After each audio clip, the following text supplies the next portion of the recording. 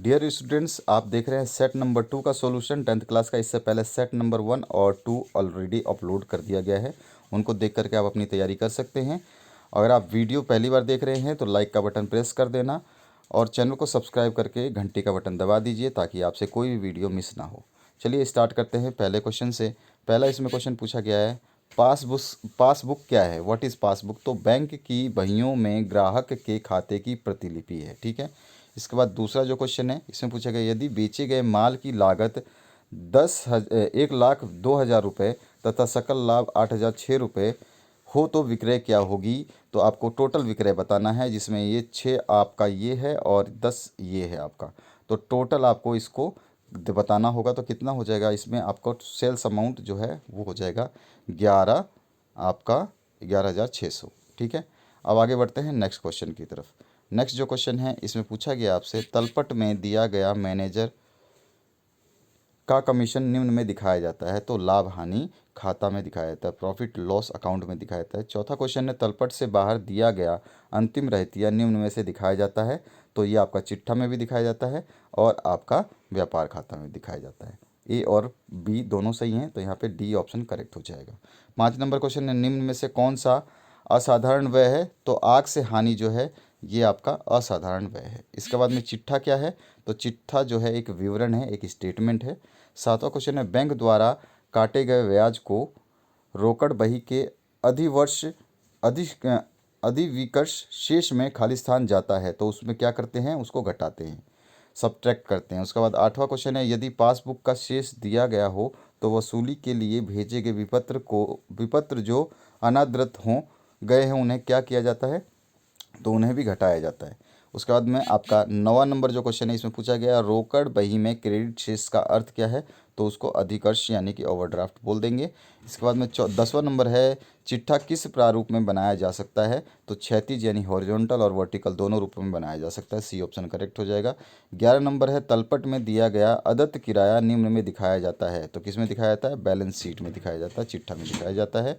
12 number question है, व्यापार खाते में क्रेडिट की अधिकता को कहा जाता है। तो उसको सकल लाभ या ग्रॉस प्रॉफिट कहते हैं।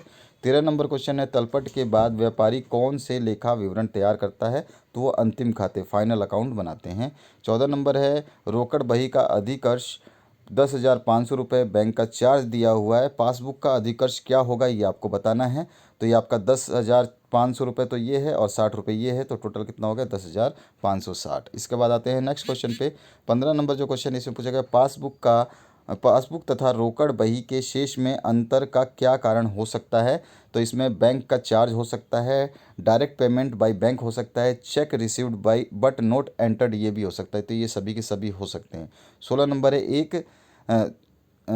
दिए गए बट्टे का लेखा किस खाते में होता है? तो लाभ हानि खाते में, प्रॉफिट लॉस अकाउंट में। उसके बाद 17 नंबर क्वेश्चन है, अंतिम खाते वर्ष में कितनी बार बनाए जाते हैं? तो केवल एक बार बनाए जाते हैं, ठीक है। फर्स्ट ऑप्शन करेक्ट हो जाएगा। 18 नंबर क्वेश्चन है, रहतिया 1,25,000 है और उसके बाद में आपका विक्रय जो है 2,75,000 है, भाड़ा जो है 20,000 है, सकल लाभ आपका लगभग 9,50,000 है और क्रय जो है 1,26,500 है। अंतिम स्टॉक की आपको गणना करनी है। तो जब आप इसको जिसमें ये सारी संपत्तियों को निकालोगे, आप मासिक जांच परीक्षाओं को देख लेना, उनके पेपर में मैंने इनको सॉल्व कराया है, उसमें आपको बी ऑप्शन 91,500 रुपये जो है इसका आंसर आ जाएगा। 19 नंबर में रहतिया दिया हुआ है, विक्रय आपको दिया है, भाड़ा दिया है, सकल लाभ दिया है, क्रय दिया है। तो बेचे गए माल की लागत की गणना आपको करनी है, तो 13,500 इसका आंसर आ जाएगा। ए ऑप्शन इसमें करेक्ट हो जाएगा। इसके बाद में 20 नंबर जो क्वेश्चन है, पासबुक का शेष 500 रुपये, बैंक द्वारा दिया गया ब्याज 30 रुपये, ठीक है, और चेक जारी किया गया लेकिन भुगतान नहीं हुआ, वो 250 रुपये। रोकड़ बही का शेष क्या होगा ये आपको बताना है। तो देखिए यहाँ पे 500 रुपये तो आपका ये है, ठीक है, और ये आपका 250 रुपये है, ये 30 रुपये, तो 250 प्लस 30 500 में से हटा देंगे तो आपके पास कितना आ जाएगा? 220 रुपये।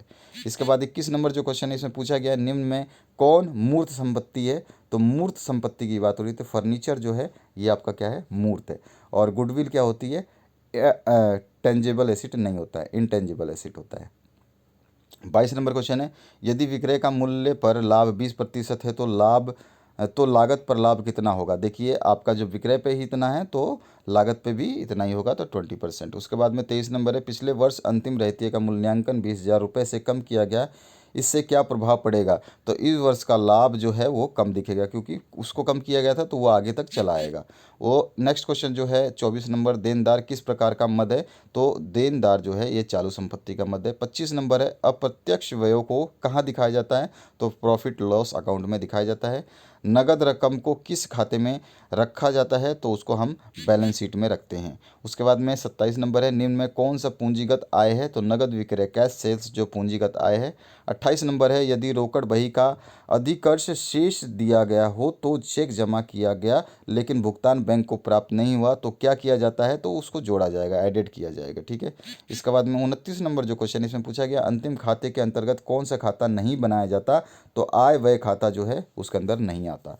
इसके बाद में 30 नंबर क्वेश्चन है, तलपट में दिया गया कार्यालय वेतन निम्न में दिखाया जाता है। तो लाभ हानि खाते में दिखाया जाएगा।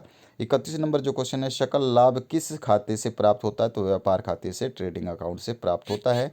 32 नंबर है, तलपट में दिया गया अप्राप्य ऋण निम्न में दिखाया जाता है, किस में दिखाया जाता है। तो लाभ हानि खाते यानी प्रॉफिट लॉस अकाउंट में दिखाया जाता है।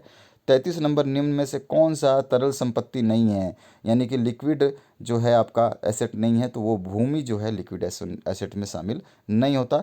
34 नंबर क्वेश्चन है, बैंक द्वारा दिए गए ब्याज का रोकड़ बही के शेष पर क्या प्रभाव होता है। तो वो इंक्रीज करता है।